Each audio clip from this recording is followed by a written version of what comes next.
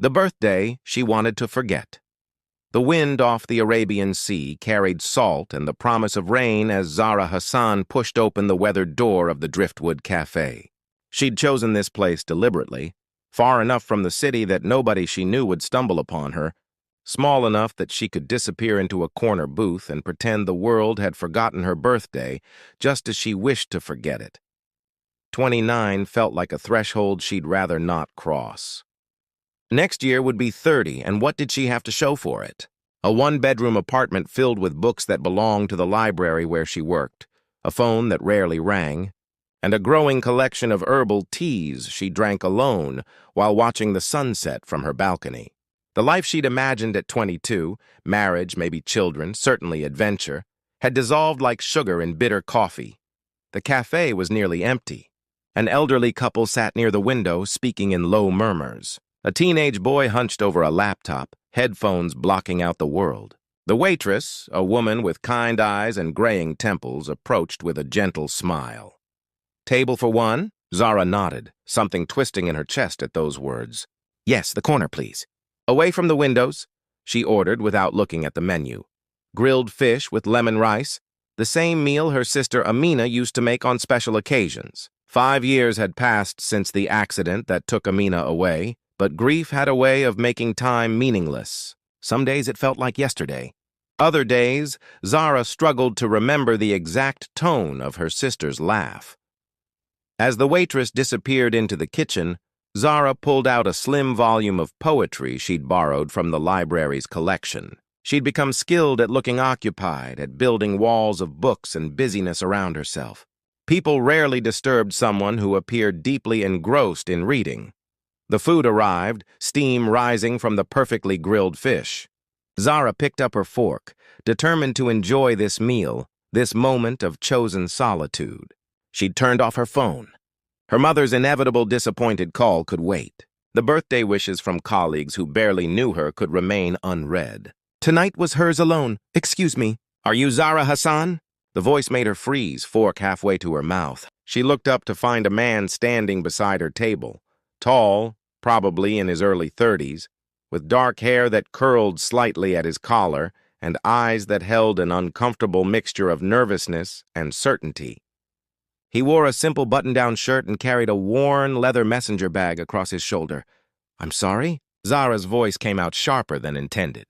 Her heart had begun to race with a familiar anxiety. Was this someone from her past? Someone Hamza had sent? Her ex-fiancé had a habit of inserting himself into her life, even after she'd made it clear their chapter had ended. The man shifted his weight, seeming to recognize her discomfort. "I know this is strange. I'm Farhan." "Farhan Mirza. I've been looking for you for quite some time." The words sent ice through her veins. "Looking for me? I don't know you. No, you don't. But I knew your sister, Amina." Zara's grip tightened on her fork. The name spoken aloud by this stranger felt like a violation. She set down her utensils carefully, her appetite vanishing. "Who are you?" she asked quietly, dangerously. Farhan glanced at the empty chair across from her. "May I sit?" "I promise I'm not here to upset you. Quite the opposite, actually. Your sister once did something extraordinary for me, and she asked me to find you if—" He paused, choosing his words carefully. "If she was ever unable to celebrate your birthday with you herself." Zara stared at him, her mind racing through possibilities. A friend of Amina's she'd never met? But Amina had shared everything with her. They'd been more than sisters. They'd been each other's confidants, partners in rebellion against their parents' traditional expectations, dreamers who stayed up late planning futures that would never arrive. "How did you find me here?" A small smile crossed Farhan's face. "Your mother mentioned you'd started a tradition of coming to quiet places by the water on your birthday. This is the 3rd restaurant I've tried today." He paused. "I knew I'd found the right one when the waitress said someone had reserved a table for one in the corner." That sounded exactly like something Amina said you'd do. Despite herself, despite every instinct screaming at her to send this stranger away, Zara felt tears prick her eyes. Because it was true.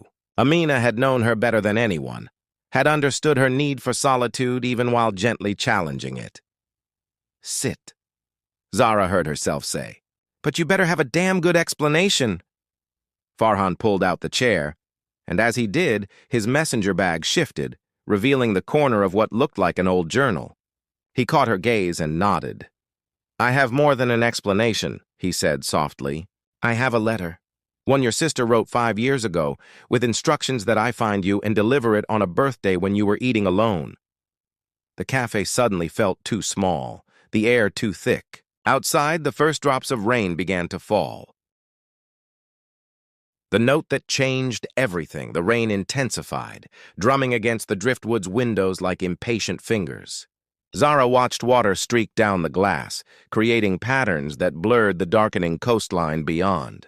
Across from her, Farhan Mirza sat with his hands folded on the table, waiting. He had the patience of someone who understood grief, who knew that certain stories couldn't be rushed. Show me, Zara finally said, her voice barely audible above the storm. Farhan reached into his messenger bag and withdrew a journal.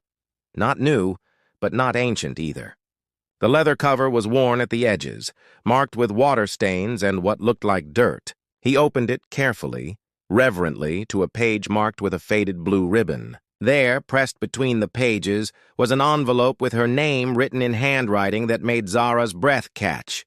Amina's handwriting. Those familiar loops and curves, the way she always made the Zed in Zara too elaborate, almost artistic. Before I give this to you, Farhan said quietly, let me tell you how I got it. You deserve to know the full story. Zara nodded, unable to speak. Her hands trembled as she pulled them into her lap, afraid that if she reached for the letter too soon, it might disappear like so many dreams of her sister had. Farhan took a breath, his eyes distant, remembering. 5 years ago, I was a junior journalist covering a protest in Karachi. It was supposed to be peaceful. Workers demanding fair wages, better conditions. I was 26, idealistic, certain that documenting truth would change the world. A bitter smile crossed his face. The protest turned violent. Police moved in with force. In the chaos, I was knocked down, trampled. I remember the pain, the feeling of drowning in a crowd of feet and bodies. I thought I was going to die there, on that street, another statistic in a story no one would remember. He paused, accepting the cup of chai the waitress had quietly placed before him. The interruption gave Zara a moment to process, though her eyes never left his face. Then someone was pulling me up, dragging me out of the crowd. Strong hands, a woman's voice cutting through the chaos. Hold on, I've got you. She got me to the edge of the protest, into an alley. I was bleeding from my head, couldn't stand properly. She stayed with me, called for help, kept me conscious by making me talk. She asked about my family, my work, why I was there. I told her I was a journalist trying to tell stories that mattered. Zara's throat tightened. This sounded exactly like Amina, jumping into danger to help someone, fearless in the face of chaos. Their parents had always worried about her work with various humanitarian organizations, her tendency to be where the trouble was. The ambulance came, Farhan continued. But before they took me away, your sister did something I didn't understand at the time. She pressed this journal into my hands and said, keep this safe. If anything happens to me, there's a letter inside for my younger sister. Promise me you'll find her. Promise me you'll give it to her on a birthday when she's eating alone. I was confused, injured, barely coherent, but I promised. Then she was gone, disappearing back into the crowd.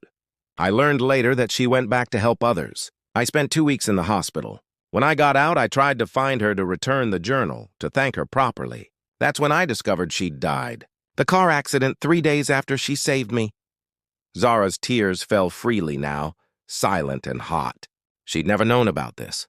Never known that in the final days of Amina's life, she'd been saving people, making contingency plans, somehow understanding that time might be shorter than any of them realized. For months, I kept the journal but couldn't bring myself to open it, Farhan said. I was drowning in survivor's guilt, questioning why she'd saved me, why she'd gone back into danger. Eventually, I read it. It was filled with her thoughts, observations about the world, sketches, and poetry. And the letter for you. She'd written instructions on the envelope. Give to Zara on a birthday when she's alone. She'll know when. He slid the envelope across the table. I've spent the past year actively searching for you. Your family moved after the accident. You changed cities. But I made a promise to someone who saved my life, and I don't break promises. Zara picked up the envelope with shaking hands. It was sealed, the paper slightly yellowed. Her name in Amina's handwriting. The weight of it felt immense, as though it contained not just paper and ink, but the presence of her sister herself. I can leave, Farhan offered gently. Give you privacy to read it. No, Zara said quickly, surprising herself. Stay, please. I don't want to be alone for this. She carefully opened the envelope, trying not to tear anything. Inside were 2 pages, front and back, filled with Amina's writing. Zara's vision blurred immediately, but she blinked away the tears and began to read.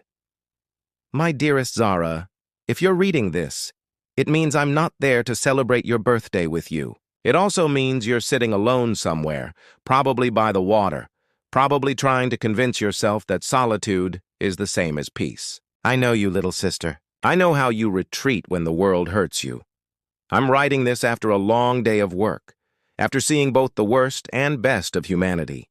I pulled a journalist from a protest today. His name is Farhan, and he has kind eyes and a dedication to truth that reminded me of you and your love for stories.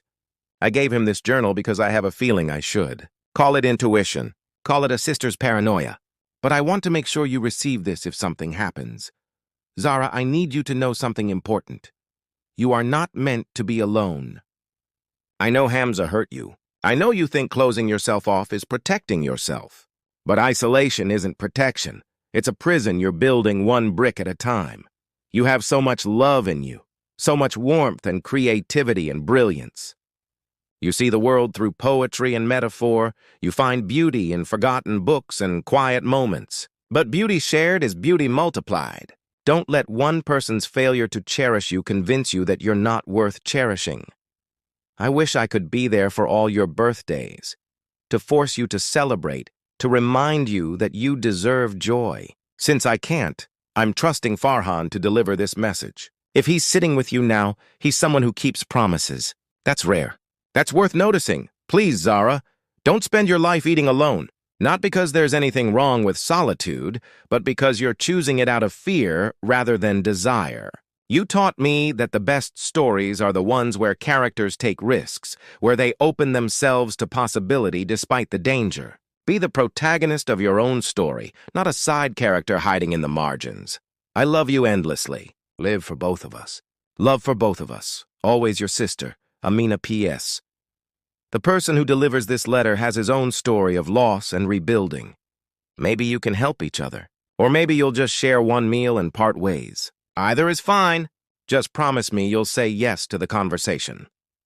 Zara read the letter 3 times, each reading revealing new layers of her sister's love and wisdom. When she finally looked up, Farhan was gazing out at the rain, giving her space while remaining present. She was remarkable, he said softly. In the brief time I knew her, she changed my life. After I recovered, I couldn't go back to journalism the same way. I'd seen how fragile everything was, how quickly it could all end. I struggled for years, taking assignments that meant nothing, going through the motions. What changed? Zara asked, her voice rough from crying. About a year ago, I found myself at the same spot where she saved me, and I remembered what she'd asked about, why I was there, what stories I wanted to tell. I realized I'd stopped telling any stories that mattered because I was afraid. Afraid of caring too much, of being in danger, of feeling anything deeply. Your sister saved my life, but I'd been wasting it. He met her eyes directly. So I made a decision. I'd find you and deliver this letter as promised, and I'd start living in a way that honored her sacrifice. I went back to real journalism, investigating stories about ordinary people doing extraordinary things. People like your sister. Zara folded the letter carefully, pressing it against her heart. The restaurant had grown darker as evening deepened, and the waitress had lit small candles on each table. In the flickering light, Farhan looked different than he had when he first approached. Not like a stranger anymore, but like someone connected to her through invisible threads of fate and loss. Thank you, she whispered, for keeping your promise, for searching for me, for telling me about her last days. There's more, Farhan said hesitantly. The journal. It's filled with her writing, her observations. I've kept it safe all these years, but it belongs to you. If you want it, I do, Zara said immediately. But not tonight. Tonight I need to process this. She looked at her untouched meal, now cold. I don't think I can eat. Neither can I, Farhan admitted. But maybe we could walk. The rain has stopped, and sometimes movement helps when everything inside feels too heavy. Zara considered this. Every instinct told her to retreat, to take the letter and disappear back into her carefully constructed solitude. But Amina's words echoed in her mind. Be the protagonist of your own story, not a side character hiding in the margins. Okay, she said, standing. Let's walk. They left money on the table and stepped out into the aftermath of the storm. The air smelled clean and full of possibility, the kind of evening where the world felt washed new. As they walked along the empty beach road, when strangers become stories. 3 weeks after that first meeting, Zara found herself sitting in a small cafe in the older part of town, surrounded by boxes she'd brought from storage.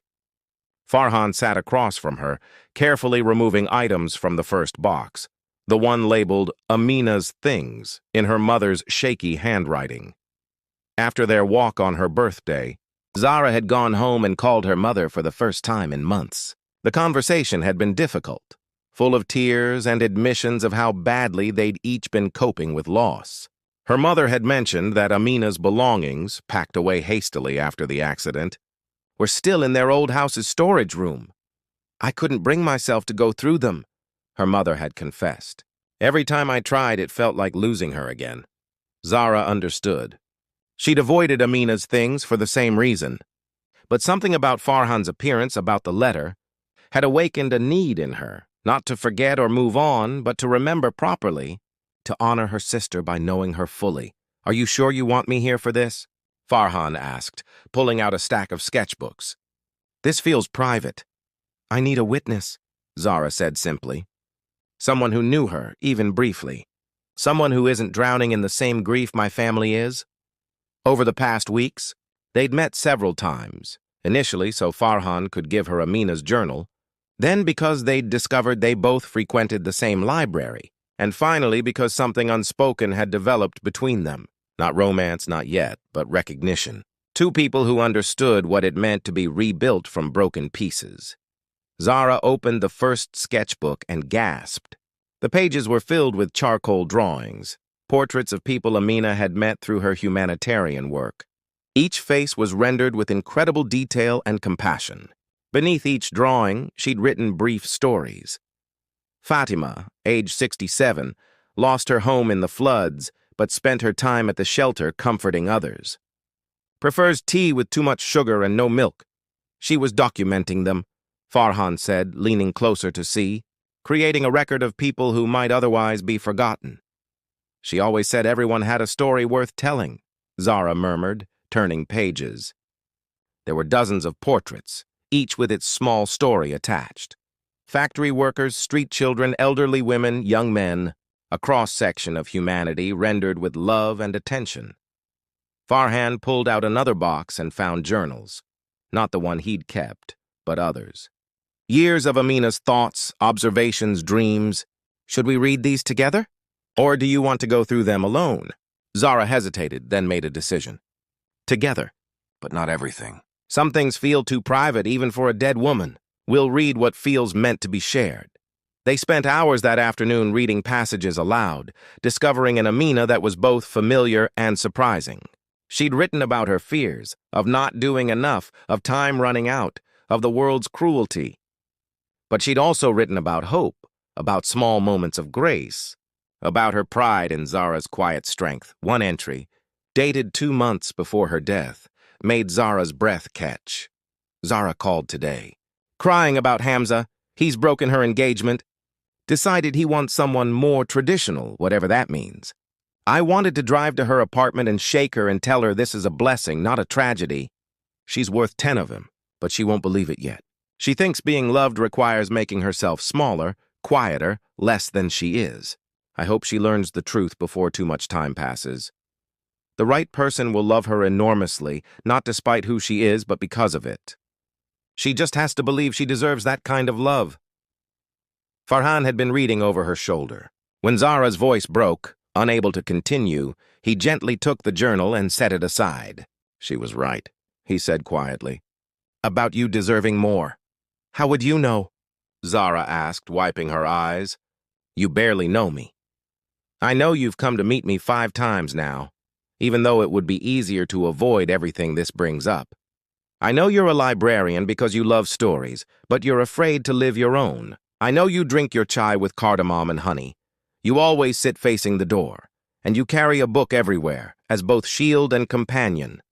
He paused. Your sister taught me to really see people, to document their stories. I've been watching yours unfold. Zara felt exposed, seen in a way she hadn't been in years. That sounds dangerously close to journalism. Or friendship, Farhan countered. Which I realize we haven't officially established. Are we friends, Zara? Or am I just the messenger who delivered a letter? The question hung between them, weighted with possibility. Zara thought about the past weeks, how Farhan had made himself available without being pushy, how he'd shared his own struggles with PTSD from the protest, how they'd discovered a shared love of old Urdu poetry and terrible puns, how she'd started looking forward to their meetings, started dressing with slightly more care, started feeling something other than numb. Friends, she said finally, but only if you promise not to psychoanalyze me constantly. Deal, he grinned. Though I reserve the right to occasionally point out when you're hiding behind a book. They continued through the boxes, finding photographs Zara had never seen. Amina at protests, at charity events, always in the thick of things, always with that fierce smile. There were letters from people she'd helped, certificates from organizations, newspaper clippings about causes she'd championed. She lived more in 32 years than most people do in 80, Farhan observed. That's what terrifies me, Zara admitted. What if I live to 80 and do nothing worth documenting? What if I just exist quietly, never making waves or taking risks? Farhan set down the photograph he'd been holding and turned to face her fully. Then you wouldn't be honoring her, would you? She didn't save me so I could waste my life. She didn't write you that letter so you could keep building walls. So what do I do? Zara asked, frustrated. Quit my job? Join a protest? Start saving strangers? You start small, Farhan said. You show up. You say yes to conversations. You let people pass the walls.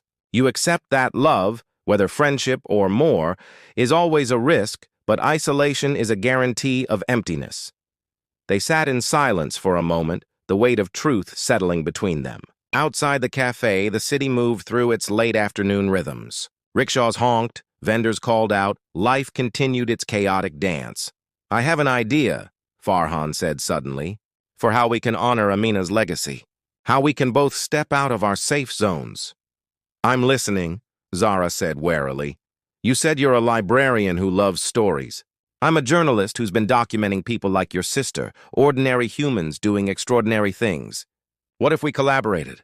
What if we found people with stories worth telling and you helped me craft those stories in a way that does them justice? Your literary eye, my investigative skills? Zara's heart raced at the suggestion. It would mean leaving the safety of the library, engaging with the world beyond books. It would mean spending more time with Farhan, opening herself to whatever was developing between them. It would mean risk, but it would also mean living. Really living, the way Amina had. Okay, she heard herself say. Yes, let's do it. Farhan's smile was brilliant, transforming his usually serious face. Yeah, you mean it? I mean it. But we start with something small. One story, we see how it goes. One story, Farhan agreed. I know exactly where to start. Over the next 2 weeks, Farhan introduced Zara to his world of street-level journalism. Their first subject was an elderly man named Bashir, who ran a free food stall for street children. Every evening, he cooked simple meals from donated ingredients and served them to kids who might otherwise go hungry. Zara watched Farhan work. Impressed by his gentle questions, his way of making people comfortable, she saw how he noticed details, the careful way Bashir washed vegetables, the faded photograph of a daughter taped to his cart, the kindness in how he spoke to each child. You try, Farhan urged, nudging her forward. Ask him something only a story lover would think to ask. Nervously, Zara approached Bashir. Why food? she asked. Of all the ways to help, why feeding people? The old man's eyes crinkled. Because hunger is intimate, you understand? When you feed someone, you're saying, I see you. You matter. You deserve care. It's not just food. It's dignity. Zara scribbled notes, her hands shaking with excitement. This was what Amina had done, found the humanity in every interaction, the story beneath the surface. That night, she and Farhan sat in her apartment, their first time in a private space together, and crafted the story of Bashir's food cart. Farhan provided facts and quotes. Zara wove them into narrative, finding the poetry in the old man's mission. This is good, Farhan said, reading over her shoulder. Really good? You have a gift for this. Zara felt a flush of pride. When was the last time she'd created something, contributed something beyond cataloging other people's stories? As Farhan prepared to leave, he paused at the door. Thank you, he said. For saying yes to this? For letting me into your life. Thank you for finding me, Zara replied. For keeping your promise to Amina. He hesitated, then added, I hope you know this has become more than just keeping a promise. I enjoy spending time with you. I look forward to our meetings. I think about you between them. Zara's heart hammered in her chest. Here it was, the moment where things could shift from friendship to something else. The moment where she had to choose between safety, the end. The risk of opening closed doors. 2 months into their collaboration, Zara and Farhan had documented 7 stories. A midwife who'd delivered over 3,000 babies. A teacher who'd converted his home into a library for slum children. A young woman running a shelter for abuse survivors. Each story had been published in a progressive online magazine, garnering attention and donations for the people they featured. But more significantly, Zara had changed. She laughed more easily now, dressed in colors instead of her usual neutral tones, and had started writing her own poetry again, something she'd abandoned after her broken engagement. Her colleagues at the library noticed, commenting on how she'd become more animated, more present. You're glowing, her co-worker Mira observed one afternoon. There's definitely a man involved. Zara didn't deny it. Farhan had become central to her life. They talked daily, met several times a week, and had developed an easy intimacy that felt both thrilling and terrifying. He'd held her hand while interviewing a widow who reminded them both of Amina. She'd fallen asleep on his shoulder during a late-night editing session. They hadn't labeled what was happening between them, but everyone who saw them together recognized it as the beginning of something significant. Which is why, when Hamza appeared at the library on a Tuesday afternoon, Zara's first instinct was to protect what she'd been building. Hello, Zara, her ex-fiancé said, leaning against the circulation desk with the casual confidence that had once charmed her. You look different, happy. What are you doing here, Hamza? Zara kept her voice level, professional. They hadn't spoken in over 2 years. Not since she'd returned his ring and moved cities to escape the pitying looks and questions. I've been thinking about us, he said, as though no time had passed. About the mistake I made. I want to talk, really talk. Can we get coffee?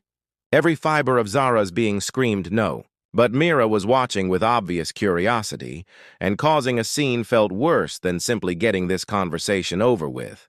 Fine, 20 minutes. There's a cafe next door. Sitting across from Hamza felt surreal, like watching a play where she recognized the actors but couldn't remember the plot. He'd aged slightly, more gray at his temples. Lines around his eyes, but still carried himself with the same self-assurance that had initially attracted her. I was an idiot, Hamza began without preamble. Breaking our engagement was the biggest mistake of my life. I let my family pressure me, let their expectations override what I wanted. What we had, Zara repeated carefully, was you deciding I wasn't traditional enough, wasn't suitable enough, wasn't enough. You made your choice, Hamza. I was wrong. I can see that now.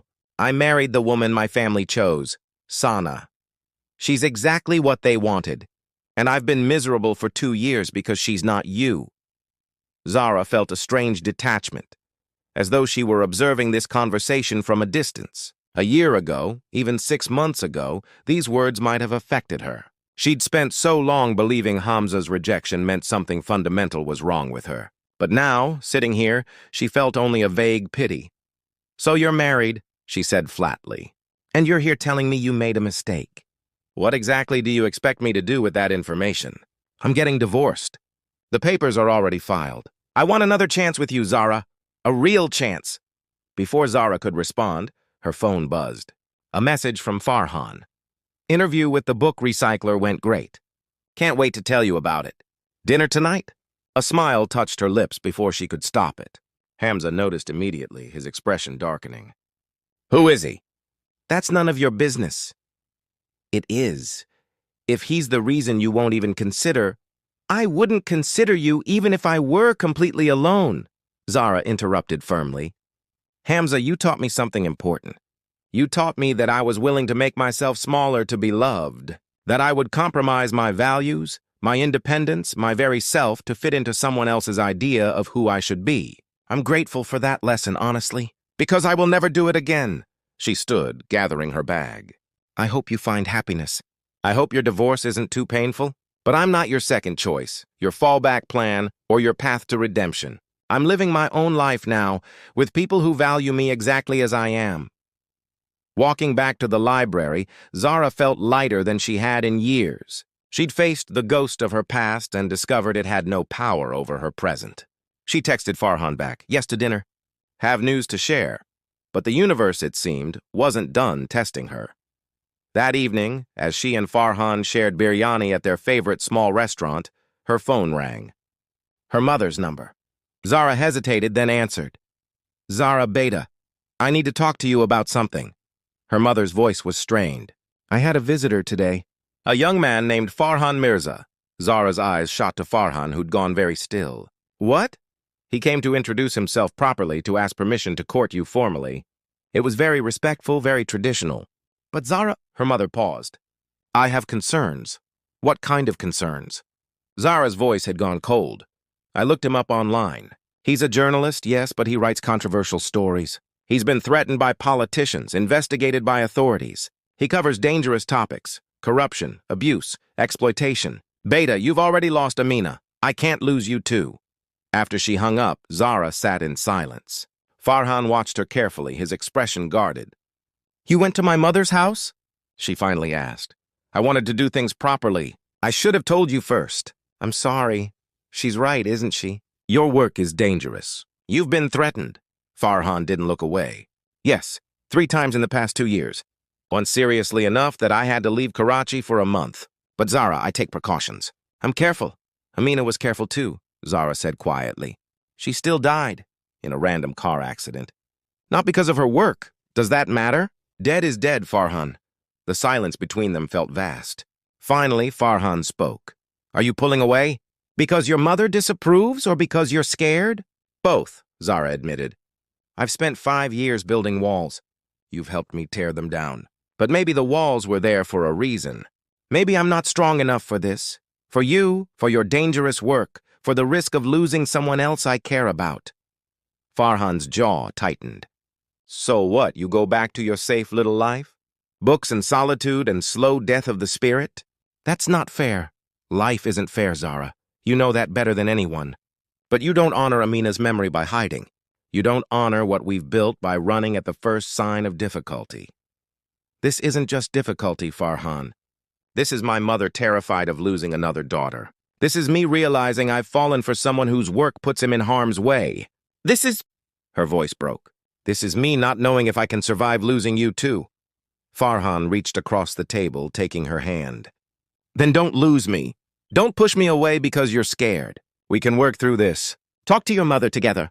I can show her the precautions I take, the security measures. It's not enough." Zara pulled her hand away. "Don't you see? Nothing is ever enough. Amina took precautions. She was careful. But she died anyway, and she left this gaping hole in all of us. I can't voluntarily walk into that again." She stood abruptly. "I need time to think. About all of this. About us." Farhan rose too. "How much time?" "I don't know. Just time." That night, alone in her apartment, Zara pulled out Amina's letter again. But this time, different words stood out.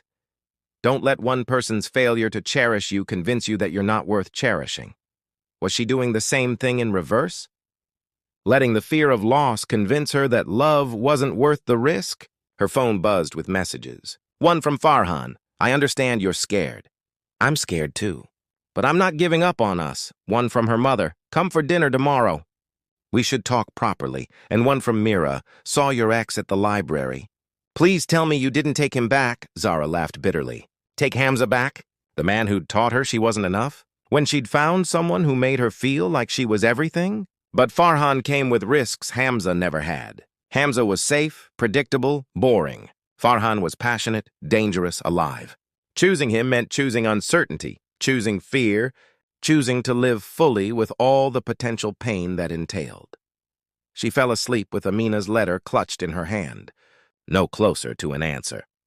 The next morning, she found a package at her door.